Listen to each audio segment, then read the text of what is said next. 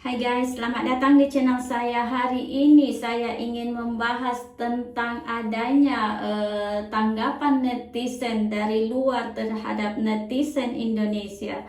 Video ini semata-mata saya lihat dari medsos, jadi kalau ada yang salah, kalau ada yang kurang, kalau ada yang tidak berkenan di hati, mohon dimaafkan. Video ini semata-mata untuk wawasan kita.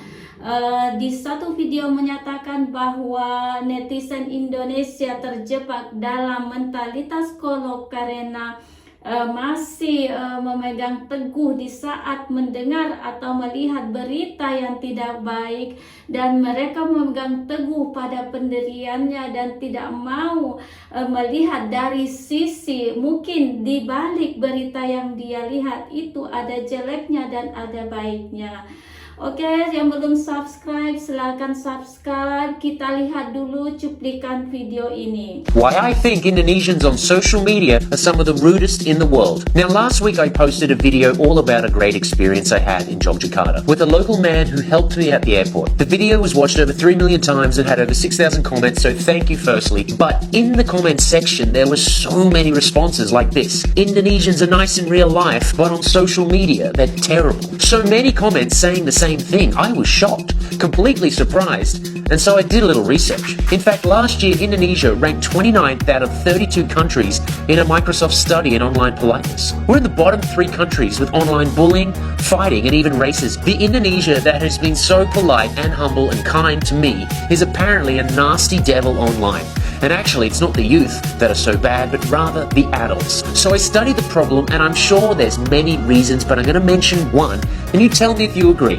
I think many Indonesians are unfortunately stuck in a closed-minded mentality. Stuck in a thought process that is, if they believe it is true, then that is the right way and the only way. For what they believe is right means everything else is wrong. I think many Indonesian adults may not be as open-minded as the younger generation of Indonesia is, thus creating this platform online where closed-minded adults can easily align with each other to embolden each other's beliefs and fight as a group against a common cause. Am I right or am I wrong? What do you think is the reason why Indonesians on social media have such a bad reputation? What do you think the laziest country in the whole world is? The laziest country? Like Thailand. I don't know. That's wrong, it's not Thailand. What do you think is the laziest country in the whole world?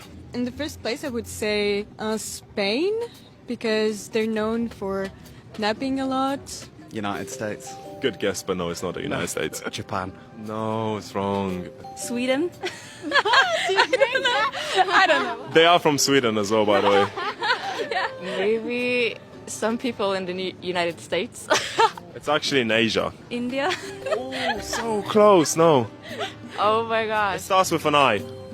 I have no Indonesia? Yes! Yeah. Oh, it was your turn. I didn't see her.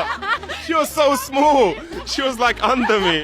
Ada bule yang tinggal di Indo cerita kenapa Indonesia itu selalu kelihatan suram, dan alasannya ternyata sangat menyedihkan guys. Karena kita orang Indonesia itu udah ketagihan sama yang namanya bad news atau berita buruk. Jadi selama ini kita itu udah dimanfaatin sama bisnis media dan algoritma. Karena kita emang ketagihan sama berita buruk, makanya berita buruk itu laku. Yang akhirnya kita itu jadi overwhelmed dan ngerasa hidup di negara ini udah gak ada harapan bro. Dan ujungnya kita itu frustasi sendiri. Kita harus akui guys, kalau Indonesia itu belum sempurna, tapi yang harus kita sadari, Indonesia itu sebenarnya jalan dan berkembang. Ini yang selalu ketutupan sama bad news atau berita buruk yang tiap hari kita konsumsi. Jadi masalahnya tuh bukan Indonesia nggak berkembang, tapi perkembangan Indonesia yang nggak pernah kita lihat di media selama ini. Karena selama ini kita semua selalu disajikan keributan sama media. Akhirnya kita percaya kalau keributan ini adalah realita, sedangkan hasil kerja, progres atau hal baik itu dianggap itu nggak penting sama kita. Ini ekspat Amerika yang tinggal di Indonesia aja sadar akan hal ini. Harusnya kita juga bisa sadar. Makanya resolusi sederhana di 2026 yang bisa kita lakukan bareng biar nggak frustasi adalah kurangin konsumsi berita negatif. Tetap harus kritis dan peduli sama negara, tapi mulai normalisasi yang namanya apresiasi progres kerja dan hasil kerja, supaya kita juga sadar walaupun negara kita belum sempurna, tapi negara kita tetap berjalan dan berkembang. Yang paling bikin gua malas tinggal di Indonesia tuh tahu nggak apa? Banyak orang songong dan sengak. Males gua. Banyak banget orang yang memperlakukan orang lain tuh ngeliat-liat status sosialnya, status harta kekayaannya, dan mereka tuh kalau sama orang yang mereka anggap status sosialnya tinggi atau orang kaya, tuh senyumnya sumringah, respect banget gitu. Tapi ketika mereka berhadapan dengan orang yang biasa aja, yang mereka anggap lebih rendah statusnya, tuh songong sengaknya bukan main. Mukanya kecut, perlakuannya sombong, males banget gua. Makanya gue lebih senang tinggal di Australia. Di sini tuh jarang ada orang yang membeda-bedakan status sosial gitu. Mungkin karena di sini kesenjangan sosialnya nggak gede ya. Gua tuh emang preferin orang itu memperlakukan orang ya setara lah dan always respectful. Nggak mentang-mentang dia lebih kaya memperlakukan orang yang dianggapnya lebih miskin gitu dengan kurang respect. Ya sama aja lah, kita sama-sama manusia kan. Dan masing-masing orang tuh pasti punya keunggulan. Di atas langit tuh masih ada langit. Dan setiap orang tuh punya kelebihan dan punya kekurangan. Jadi kita sama manusia saling respect lah. Saling menghargai, saling menghormati, saling berbuat baik satu sama lain. Tanpa harus membeda-bedakan status sosialnya, pekerjaannya, agamanya, dan faktor-faktor materi yang lain lah. Inilah negara-negara dengan netizen paling kejam di dunia. Di urutan yang ketiga, netizen Indonesia. Indonesia terkenal sebagai penghasil netizen paling kejam dan tidak sopan di dunia. Bahkan negara kita ini disebut sebagai netizen paling tidak sopan sebenua Asia. Hal ini dikarenakan Indonesia memiliki 5 faktor yang mempengaruhi buruknya indeks dalam bersosial media. 5 faktor tersebut adalah hoax, scam, penipuan, ujaran kebencian, serta diskriminasi. Di urutan yang kedua, netizen Rusia. Rusia menjadi netizen paling tidak sopan peringkat pertama di benua Eropa. Dan di urutan yang pertama adalah netizen Afrika Selatan. Peringkat pertama dengan netizen terkejam diduduki Afrika Selatan. Selain kejam, negara ini juga menjadi peringkat pertama dengan netizen paling tidak sopan di benua Afrika. Gue rasa orang-orang yang suka ngurusin hidup orang tuh ya harus banget cobain yang namanya tinggal di Jakarta. Karena kalau misalkan udah sekali tinggal di Jakarta ya, lu tuh baru ngerasain ya, the struggle is real, man. Karena menurut pengamatan gue ya, orang-orang yang tinggal di Jakarta, yang hidup di Jakarta, itu tuh jauh banget dan anti banget yang namanya ngurusin hidup orang lain. Kenapa? Karena dia ngurusin hidup sendiri aja tuh udah kewalahan gitu. Ngapain harus capek-capek ngurusin hidup orang gitu kan? Coba lu cross check, yang masih suka ngurusin hidup orang ya, itu rata-rata pasti nggak tinggal di Jakarta, pasti tinggal di daerah, kalau nggak di pelosok. Karena orang-orang sini tuh ya, mindset dan pola pikirnya tuh mindset santuy gitu, nggak mau tahu dan nggak mau ikut campur urusan hidup orang lain, gitu. Terus lagi nih bedanya ya, kalau misalkan lu tuh tinggalnya di daerah dan bukan di kota besar seperti Jakarta Raya ini kan, lu pasti kalau misalkan tinggal nih entah di kosan atau apartemen atau rumah, lu pasti akrab kan sama tetangga-tetangga sekitar lo gitu, at least lu kenal dan lu tahu gitu, suka bertegur sapa. Beda kalau di Jakarta. Di Jakarta ini ya, entah ngekos, apartemen, ataupun rumah sekalipun, rata-rata orang Jakarta itu tidak mau saling mengenal dengan tetangga di sekitar gitu. Karena ya balik itu tadi, orang-orang sini tuh mindsetnya terlalu santuy gitu. Nggak mau ribet, nggak mau terlalu tahu dan ikut campur sama urusan hidup orang lain. Makanya orang-orang yang udah lama tinggal di sini ya, itu tuh suka jadi introvert gitu. Nggak mau terlalu mengenal orang baru.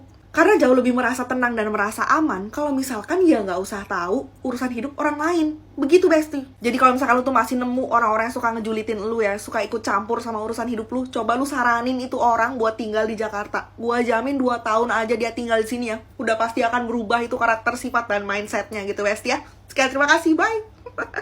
Oke, setelah kita lihat cuplikan beberapa video pertama menampilkan bahwa ya netizen Indonesia terjebak dalam mentalitas kolot karena tidak sangat berpegang teguh kepada berita yang ia yakini dan tidak mau melihat sedikit mungkin ada sisi baiknya dari berita buruk itu. Dan video yang kedua menampilkan bahwa netizen Indonesia nomor 1 pemalas di dunia. Rasaku ini tidak baik, tidak benar, karena mungkin segelintir, mungkin bukan negara Indonesia aja, tetapi pasti suatu negara ada masyarakat maupun warga yang pemalas. Dan video yang ketiga menampilkan bahwa Indonesia kelihatan suram karena disuguhi berita-berita negatif dan algoritma melihat ini disukai oleh warga Indonesia. Bagaimana menurutmu guys? Tulis di kolom komentar. Dan video yang keempat menampilkan bahwa dia masih menjudge netizen Indonesia itu video yang keempat menampilkan bahwa netizen Indonesia sampai sekarang masih menetapkan seperti rasis antara si miskin dan si kaya.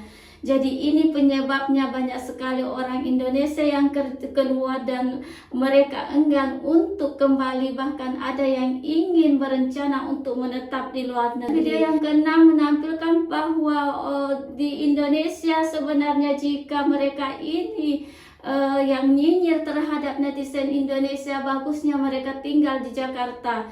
Karena kalau tinggal di Jakarta mereka tidak ada waktu lagi untuk mengurus ataupun memikirkan orang lain.